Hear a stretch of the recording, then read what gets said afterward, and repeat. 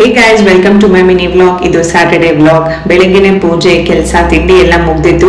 ಮಧ್ಯಾಹ್ನ ಊಟಕ್ಕೆ ready ಮಾಡ್ಕೊಳ್ಬೇಕಿತ್ತು. So ಅದಕ್ಕೆ ಮುಂಚೆ ಗ್ರೀನ್ ಟೀ ಕುಡಿಯೋಣ ಅಂತ ಹೇಳಿ ಮಾಡ್ಕೋತಾ ಇದ್ದೀನಿ.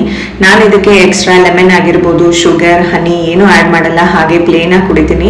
ತುಂಬಾ ದಿನ ಗ್ಯಾಪ್ ಆದ್ಮೇಲೆ ಕುಡಿತಿದ್ದೀನಿ. ಹಾಗಾಗಿ ಸ್ಟಾರ್ಟಿಂಗ್ ಒಂದು 3 ಸಿಪ್ ಕಷ್ಟ ಆಗುತ್ತೆ, ಆಮೇಲೆ ರೂಢಿ ಆಗುತ್ತೆ.